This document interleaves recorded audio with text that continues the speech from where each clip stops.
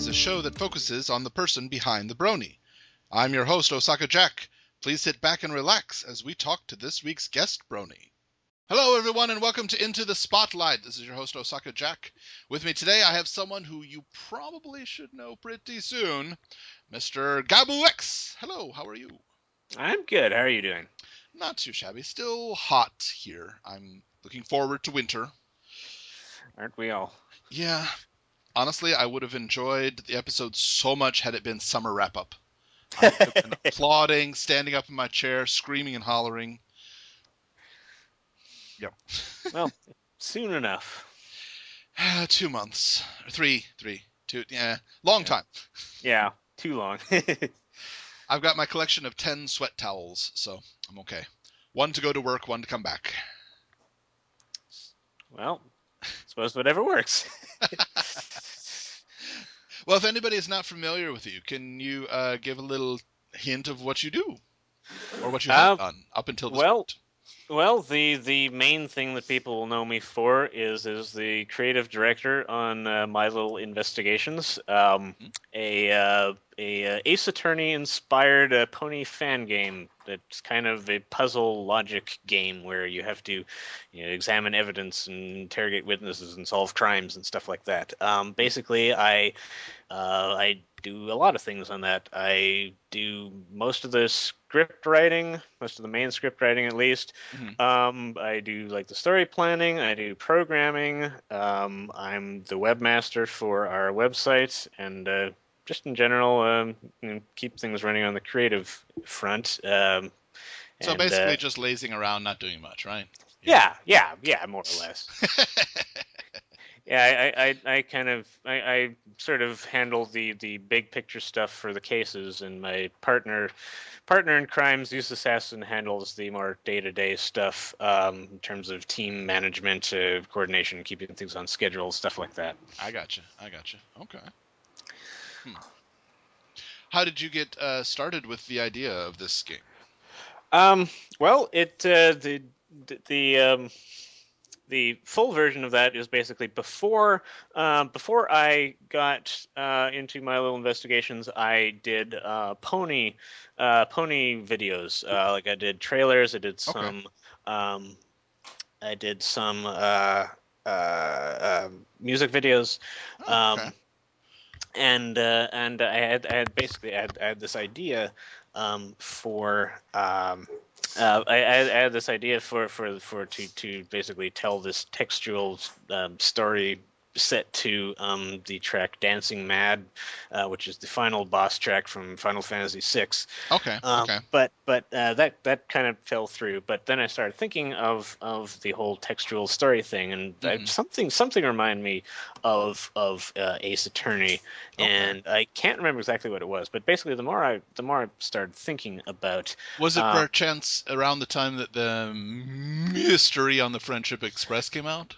No, this actually came out quite a while before the Mystery on the Friendship Express came out, and in fact, I was a little worried that Mystery on the Friendship Express might screw things up, but fortunately, fortunately, it did not, and we were able to incorporate that fairly well into the scripts.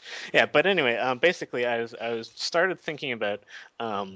Ace Attorney, and it basically occurred to me at the time when the game first got really underway, which was July of 2011, so quite a while ago. About 2 years ago, then. Yeah, about 2 years ago. Basically, at that time, I was unaware of any game in the pony fandom that really sort of centered on the characters and like the character interaction and the great dynamics that you see between the characters in the show. Right. A lot of great games were out, but none of them that I'd seen really focused on that aspect of it. Okay. And the thing I liked about Ace Attorney is that it's actually quite similar in that one of the main driving forces behind Ace Attorney is the really creative and interesting and punchy interactions between really well defined characters.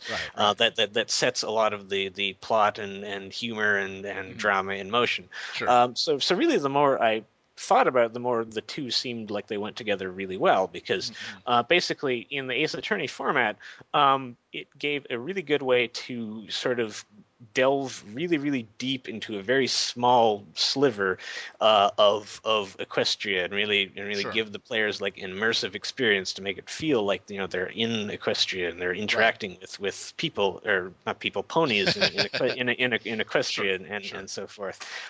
So once I had that idea, I pretty much went from there and thought, this needs to happen.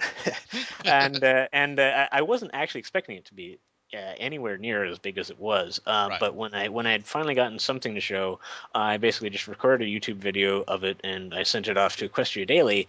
And to my great surprise, it hit the front page, and everybody was like, "Wow, this is great! I want more!" And so I gave them more, and they kept wanting more. And so as a result, it kind of just, hunger that is never satiated. So as a result, it kind of just grew from there, and to become what it is today. Oh, okay, all right. I heard somebody mention at some point, and now that I've said it, you're not going to be able to unthink it, but Ace Attorney is the Matlock of our age. I'm not actually familiar enough with Matlock to know exactly what that means. Okay, well, no, just in that it is a lawyer that we all love, and when we are old, we will want more and more of it, to the extent of being really grumpy and cranky if we don't get our Ace Attorney. Ah, I see. I apologize for everybody who's now making the comparison, because you won't be able to stop.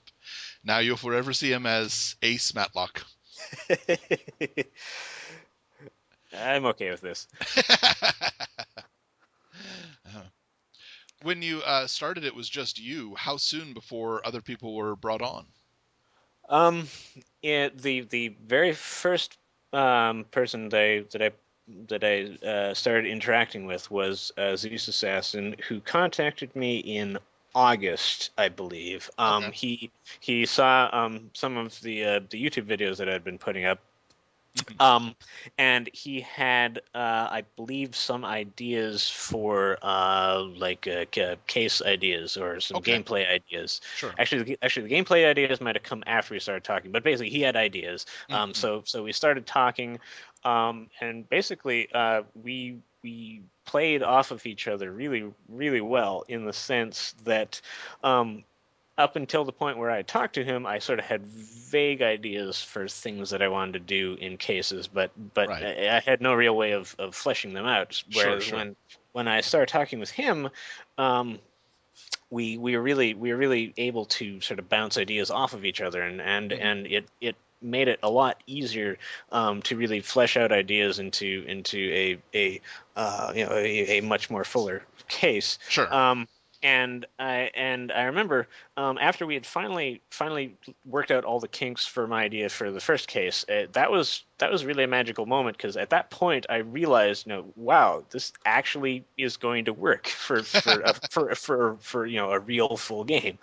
And then in November, I got another communication from who is now our technical designer, Don Mew, who basically asked some questions about file format, storage, and stuff like that. She was interested in porting the game to Java in for Mac and Linux users, since at the time the game was programmed in XNA, which was Windows only. And basically, through talking with her, I got a very good sense of the fact that I had no idea what I was doing on the technical side. Like I was completely clueless. The beginning of wisdom is realizing how much of a fool you are. Yes, that is exactly the experience that I had. so she helped a lot in terms of making things a lot more sensible in terms of how like the case files were being stored, in terms of what audio visual frameworks we were using and stuff like that. Right. So it was basically those three continued up until we finished the main game engine, which occurred in December. Mm-hmm. And once that was finally there, then we were finally ready to actually start development on the first case itself. Right. So in December, we finally got our recruitment underway, and we had a whole bunch of positions that we had slated that we wanted to fill. There were four art positions. There was a composer, and then there were a whole bunch of voice actor positions. Right. And at this point, this was kind of like this was one of the situations where the project definitely could have died. Yeah, right before we were about to send out the recruitment, I had no idea how many people cared about this game. I had no idea how much interest this game actually had. So I was figuring, I was kind of prepping myself up for the possibility that we were not going to get any response, and if we got no response, there would have been no way that we could have done the game. Sure. And I believe when recruitment was all said and done, we had 90 applicants. Wow. for the various positions, which kind of surprised me. And I would assume that you mean like 90 serious applicants as opposed to the I want to help. What can you do? I don't know. That's the full number. There were Okay. a few people like that, but there was a lot of serious applicants. Many of the positions were a quite a difficult Right. choice to make. Did you have one position there, dude, to pay us money because we'd like to get paid for making this? No. You should have put that in there. Chances are no, but if somebody had taken it, hey, I have money and I wish to donate it. Oh, yes, come in. Well, we actually purposefully don't accept donations. Good. Primarily because we kind of don't need donations. Right. Also because we figured, if we don't make any money from this, it's less chance that Hasbro will care. That's a good point. Yeah. But anyway, so with recruitment, so we had a whole bunch of good applicants, and to our great surprise, having not known what to expect at the start, we had very talented people wanting to do basically all the things that we needed. So that was a wonderful hurdle to have cleared, and now we have. There were three other positions. Maybe four. I'm kind of having a trouble Between counting. 2 and 5. There were a number of positions we filled since then, and I believe in total we have, I want to say 18, 19 people. I feel kind of bad that I don't know the number right off the top of my head. If I can mention it just right now, you are incredibly organized when it comes to dates and remembering them, because you have your months down, and meantime I'm like, oh yeah, I did that in a while ago. Yeah, well, the June one I know for certain because June, not June. You just told me I'm organized and can remember months, and I completely mess up that month. But anyway, July. Sorry. The July one I know for a fact because I had the week off work because it was my birthday that week. There you go. So that's kind of so you have a time anchor to remember it. Yeah, I have a very firm anchor that I know that this got started right around my birthday, and from there I kind of just do. I have sort of a relative memory since then. Gotcha. So about 18, possibly up to 20, possibly as low as 15 people working on the game. Yeah, a number of very talented people, and I'm really sorry if any of them are listening that I can't remember exactly how many there are. Enough to make a baseball team with extras. Yeah, exactly. There we go. Impressive. When is, and I know it's on the FAQs, is there an estimated final release?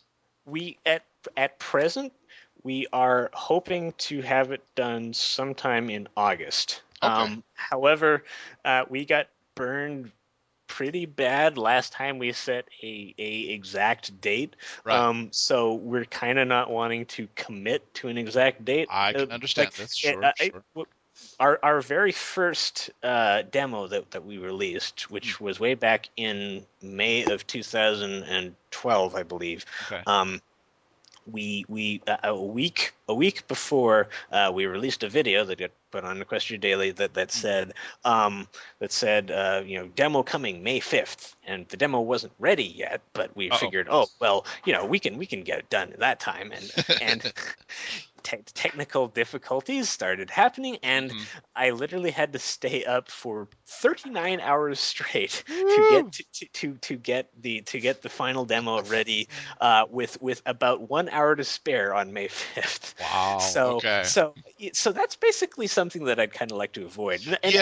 And I mean, there is obviously a selfish aspect to it that I don't want to have. I don't want to go that long without sleep. You need sleep, man, dude. But there is also the aspect of it that if we are in a position like that, with a demo, it's okay for there to be technical issues because everybody knows that this is not the final product. With the actual release, you want it to be really polished and solid, because if it's not, then you're kind of stuck with it. Yeah, that's true. I mean, I'm sure, no offense to you or anybody working on it, I'm sure there will be bugs, just because there are always.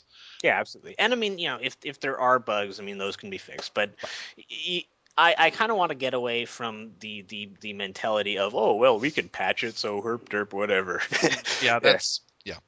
Yeah, you want it to be as good as possible while still understanding there will be errors and just.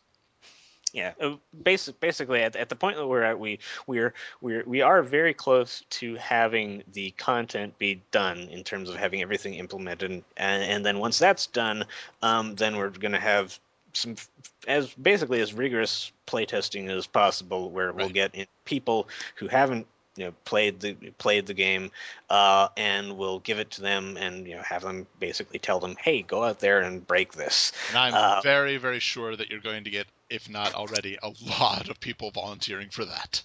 Yeah, well, I mean, basically I imagine it would be easy to get people volunteering for it. Basically there are two problems that we need to be very careful not to fall prey to. One is, you don't want to get people who just want to play the game, because if you're going to give it to playtesters, you really want to make sure that they're going to give valuable feedback. And because I mean, it's nice to hear OMG, this game is amazing, but it doesn't really help us in terms of making it better. Sure. And I mean, I hear that I don't know, complaint, but that issue. A lot of artists really appreciate when people say, oh, this is such a great work on DeviantArt. Yeah. But at the same time, a lot of them are like, thanks, what's wrong with it? I need critiques here. Yeah, exactly. I'm trying to improve. Don't just tell me it's great. Tell me what's wrong with it, please. Yeah, exactly. So that's number one. We want to get people who will give constructive feedback. Of course, there have been also people who just play the game and they come to our forums and are just like, this sucks. And they point to like, not the whole game in particular, but there are people who say things like, I hate Pinkie Pie, and I'm just like, okay, cool, but we're not going to remove Pinkie Pie because you didn't like her. So give us something we can work with here. Who the heck plays a My Little Pony game and specifically hates Pinkie Pie? What the? I don't know, but I mean, some people. I have no. I mean, I'm not doubting you at all. I just. Yeah, I know. But some people. It's like a person It's like a person who chooses to play a role-playing game and then says, "Why aren't they passing the football?" Yeah, exactly. But so basically, so number one, good feedback. Number two, given that we want things to look good and for things to be nice and polished, we kind of want to avoid the thing that happened with Fighting is Magic, where it kind of got leaked. Basically, we don't want to give it to a broad enough group of people that we give it to people who are not really quite sure we can trust. Right. So basically, we need people who can give good feedback, and we need people who we can trust. So we'll figure something out in terms of finding people like that. Right. I don't know if it's feasibly possible. I really don't, but I know that as a teacher, if I'm giving a test where I'm fairly sure that at least one of the students will cheat, Yep. I give out different versions of the test. Oh, And they're yes. mostly the same, just one or two little things are different. And I know who has which one because I put a little, almost invisible marking on the page. Yep. But I don't know if it'd be possible to, like, as you give out the demo, give, like, one line of code references who this Yeah. is going to. And then Yeah. if it gets leaked, you just check and say, dude. Well, I mean, obviously, we will be doing stuff along those lines. I don't want to say too much because you I obviously don't understand. you don't want people to know what to look for. But Right. we have definitely thought about this, and we do have things in mind. Okay. I still think Like, one of the best anti piracy things I've ever seen was the sim game developer approach to it. oh, what was that? The game is that the game is that you're creating a game or a game system or a game company. Oh yeah, the one where people pirate your Yeah, game. and Oh yeah, that was if you amazing. had pirated the game, then in the game you couldn't make any money because everybody was pirating your game. That was amazing. Wow, Cannot how well express. done was that? Yeah, I cannot express how creative a solution that was. That Oh, is that was beautiful. Just yeah, well done. I realize, probably not going to be your thing, but it might be funny if you had a pirated version where well, it's I impossible mean, to solve the crime. yeah, well, I mean, we're not going to charge money for a game, so there's no No, real of such course. thing as a pirated version of our game. Right, But right, but leaked yeah, version. yeah. Or just make since it's leaked, just make it that you can't solve the crime because there's a leaky faucet in every place you go to. All Yeah. these Oh no. leaks make it impossible for me to solve it. Yes, that's right. Yeah. Okay, that's actually pretty awesome. uh, We'll see. of course. Now, I do hope that when this is released, everybody plans on taking a vacation. Yeah, I don't think we'll be rushing into things. I imagine we will be. Yeah. I mean, I of course, I don't think I'm alone when I say that I hope that this isn't the last that we see from the team. Oh, it will not be. I Oh, can guarantee you that. okay, We but at we the same we time, yeah, take a break. yeah. Basically, we are well into planning case two, and we'll start in earnest after case one is done. And basically, I believe everyone on the team has said, we've said, do you want to keep going? And pretty much everybody on the team is like, well, heck yeah, we want to keep going. This is Good, awesome. So there you go. good. That's a good sign. Yeah. Case two. All of a sudden, everybody is in a fighting tournament, and we've got to wait a minute. Hold on, no, that that would be recipe for disaster. Though you might get Lauren Faust to work on it then. I have in the past joked before. It was like, oh, on the one hand, we get a cease and desist from Hasbro, and that would be terrible. On the other hand, does that mean we get to work with Lauren Faust? Because that'd be sweet. uh, I would not be surprised. I'd be horrified and mollified, but I would not be surprised if there was a group that decided to make a parody in the hopes that it would get shut down and that they might work with Lauren Faust. Uh, yeah, I would not put that past people. Seriously, if you're doing that, stop. That's Yeah, a jerk thing to do. Lauren Faust kind of has enough on her plate. She's probably Yeah. not going to do it twice. Well, even if she does, that's a very underhanded way of going about getting her Yeah, attention. But yeah. have in the development of this game, have there been any times when in the early stages where you thought of using a different style as opposed to Ace Attorney? I mean, I know you mentioned that you wanted to do musical for the music of the Final Fantasy VI, but was there ever a point where you thought, I'm going to make this like Frogger or? um, nope, can't say that's ever come up. Oh, okay. um, it well, I mean, basically, the whole reason why I started, I didn't start with I wanted to do a game. What kind of game do I want to do? I basically started with an Ace Attorney inspired game would be awesome. Let's do that. Okay. So that's basically made it so that there hasn't been much of any point where we've been like, this doesn't work. This isn't working out. Let's make a completely different game. Sure. I mean, maybe if after all of us are completely tired and working on Milo investigations, we can start talking about that. But that's a whiles off. Mm-hmm. Of course. I'm just imagining a Professor Layton clone. Well, yeah, we'll see. That would be awesome. I'm just saying. Well, like I said, once we're all done and we're completely bored and working Milo investigations, then who knows?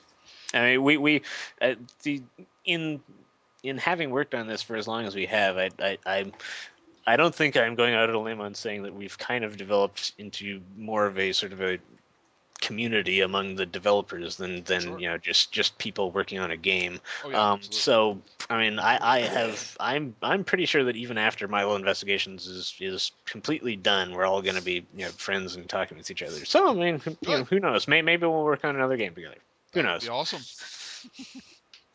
I'm just imagining now Celestia as Layton and Twilight as Luke.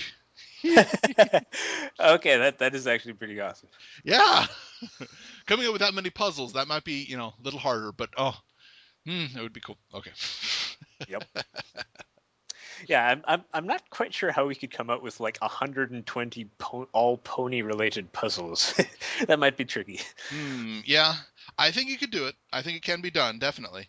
But might have to branch out to a lot of different people for that one. Yeah. Oh. Well, a question that I ask in all of my interviews. Uh-huh. What would you say in all of My Little Pony, what is the one line or one scene that defines you as a brony? Wow. Yeah. That's wow, that's hard. Yay.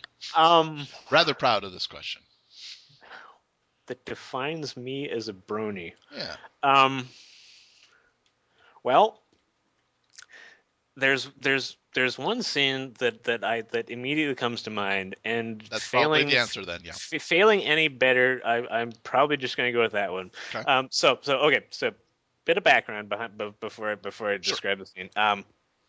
So after season one was done, I was pretty much in the tank for Fluttershy. I thought Fluttershy is best pony, and I still feel Fluttershy is an awesome pony. But Okay. after season two, Twilight Sparkle is now my personal best pony. Okay. And the reason for that, oddly enough, was Twilight's role in the episode Sweet and Elite. Okay. And Okay. and the reason why I really loved Twilight after this was, throughout the whole episode, at any point in time, if Twilight had, distrusted Rarity or had thought something was up, the entire jig would be up. But I thought it was extremely charming how Twilight was just so utterly, trusting and devoted to her friend, and I really came to like Twilight after that, and I really think that level of friendship and trust and stuff like that is something that is really important to me too. Sure. Yeah, I would have to say Twilight's scenes in Sweet and Elite would probably be my answer to that question. Okay. All right. Interesting. I can see that. Sure. Yeah, when she sees the very plain dress and is like, "You designed this for me? That's great. Thank you. It's so Yeah, me." yeah, exactly. Like it was, like it wasn't frilly or amazing, and Twilight didn't care because it was like a present from Twilight or from her friend Rarity, and she loved it. And I thought that was just so cool. Yeah, that's an excellent point. Yeah. Though I do think, frankly the best line in that whole thing was, "What cookie mallet?" Yeah, okay, that was a good line. I had to stop viewing, go back a few seconds, and watch that line just over and over because that was hilarious. Yeah, What cookie mallet? Oh, God. Yeah, I yeah. am curious whether or not Tabitha actually put a mallet or something in her mouth when she did that line because it was just so I well done.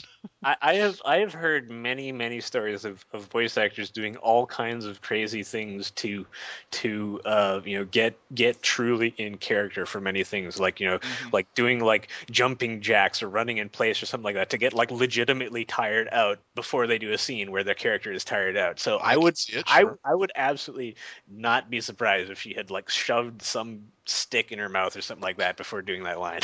I really think that Hasbro or whoever could make a lot of money by just putting bonus stuff in the DVDs of footage from the voice recording sessions. Yeah, I that would be awesome. It would. I would buy that up. No question. I know that in the DVD sets, season 1 and season 2, season 1 has a few episodes where there's commentary. Yep. Season 2 does not. Hmm. There's no commentary. Yeah, that is kind of sad. I appreciate the table read and the Comic-Con videos that are in there, but at the same time, like I wanted to hear their opinion on it. That was interesting. The commentary definitely was a very interesting part of that, because it was also just cool hearing them interacting in a more relaxed setting as opposed to working on an episode. I thought that Yeah. was cool. But yeah, I'm definitely in favor of more commentary. But at the same time, I suppose more everything is kind of what we want. So Yeah, exactly. I would imagine that no matter what they put in it, some brony somewhere would be like, "Ah, you didn't put this in. I hate you." I think that's where it kind of crosses the line. Saying you want more of something, sure, fine. Complaining because there's not more of it, dude, just come on. They're working hard. They're working Yep. hard as best they can. Yeah, exactly. There's a certain point where I have to wonder about some certain bronies where it's kind of like you just have to ask the question, like, did you watch this show? Like I remember reading with great disappointment that like some bronies had sent like death threats to Yeah. DHX after Equestria Girls, and I'm just like, really, like really.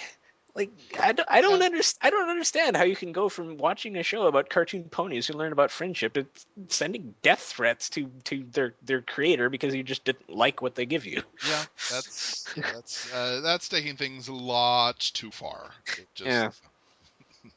leagues beyond rational. Yeah. I don't know. I admit I really like it when we get a little bit of fan service in the episodes. Like, I know that's referencing. Yeah, exactly. Yeah, like I've seen many episodes where you have like little hints here and there that like Lyra and Bonbon are a couple. I love those moments. Those are really cool. Or Fluttershy hiding as a tree. Oh my God, she's a tree! I like it. Yeah. Yeah, exactly. The thing that I like about DHX is that they really seem to know how to give fan shoutouts without doing like outright fan pandering. Like it never feels like they're going out of their way to shift major important things for fans. But on the other hand, they're clearly showing fans, hey, we know you exist and we like you guys. Yes, we can hope it stays that way. Yeah, exactly. I have faith in DHX. As do I. Yeah. Yeah, we need. I mean, end of last season we had I believe in M.A. Larson buttons. I suppose we need to make some I believe in DHX buttons. Or Yeah, exactly. Because really, there have been so many things along the My Little Pony show where fans have been up in arms about this finally is going to be the time when the show is going to start to be bad, and it never is. Like the royal wedding was great. The all musical princess Twilight Sparkle episode was very well done. Equestria Girls was a very fun movie. Isn't it about time that we just start giving DHX little space and let them do their thing? pigeons can usually recognize a pattern within 2 or 3 tries, so it's Yeah, very impressive to me that a lot of people cannot. yeah, exactly. I don't know. Uh, this is true. Yet at the same time, I see lots of products available, and I shake my head. They have just started up a spicy grape soda in Japan, and they're wondering why it's not selling. Like, because you put spice inside of a grape soda. What's wrong with you? Yeah, exactly.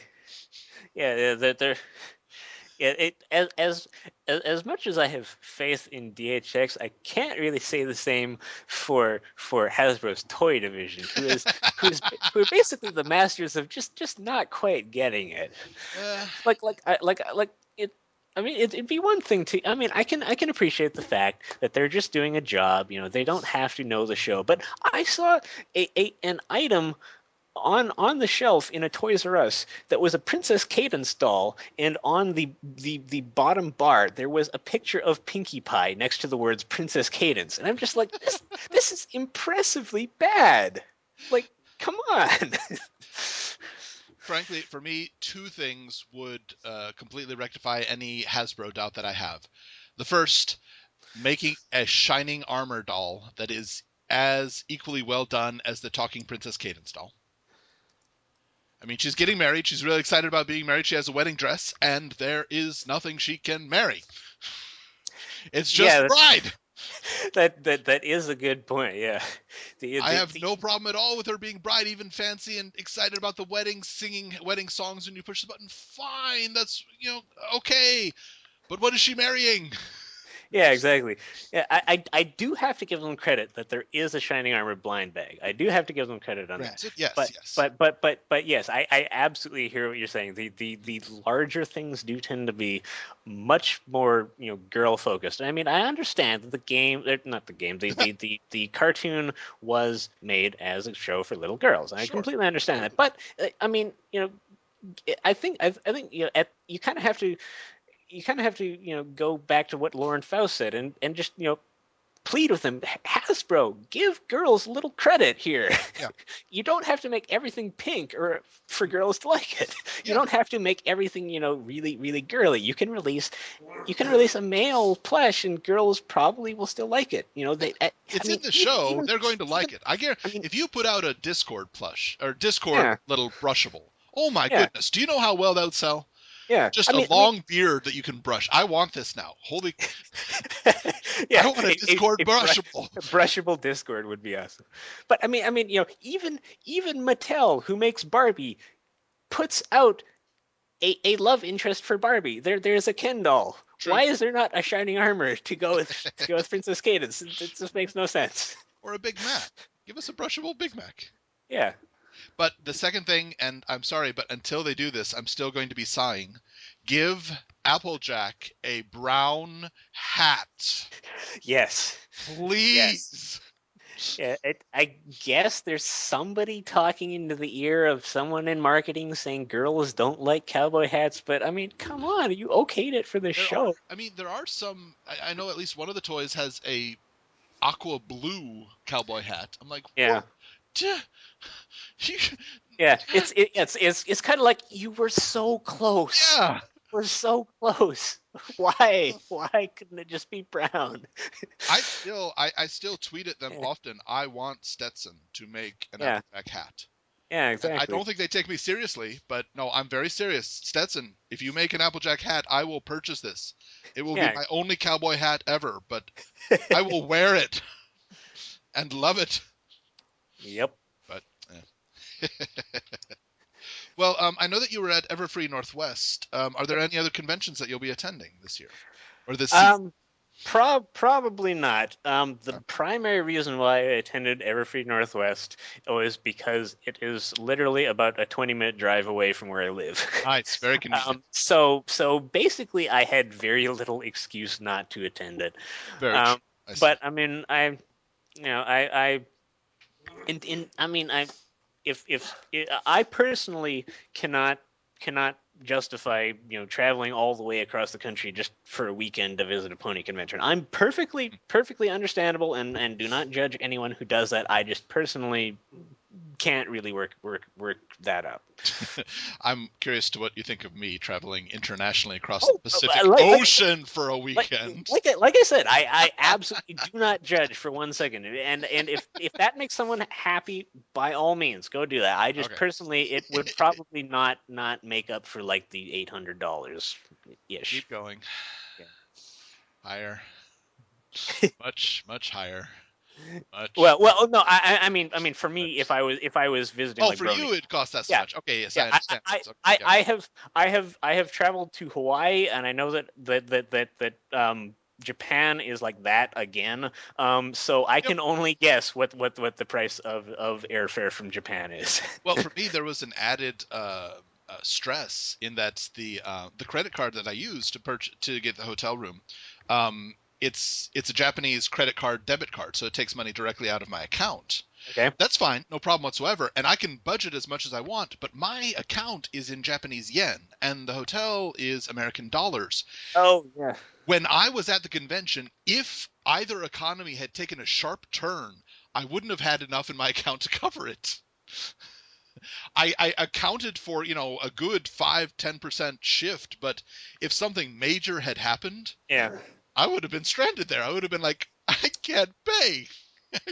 I've got Yeah. most of it, but it's in there and I can't get it out until the economy does better. Can I wait? Yeah. That That's was not so stressful. good. That was very stressful for me, I fully admit. Yep.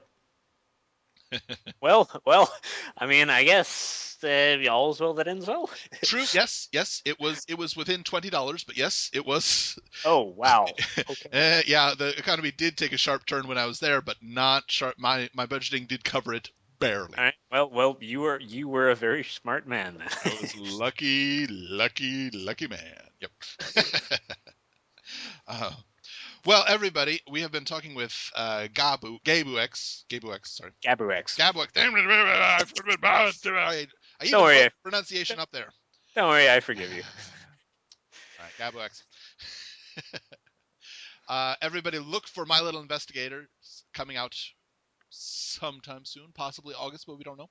And we're not going to say a specific date because we want this guy to get sleep at some point in his life. Well, I appreciate that. Check out equestriandreamers.com and you'll get all of the up-to-date information. Thank you so much for being with us today. Well, thank you for having me. I had a lot of fun. Everybody, this has been Osaka Jack with Into the Spotlight on Everfree Network. We'll catch you next time.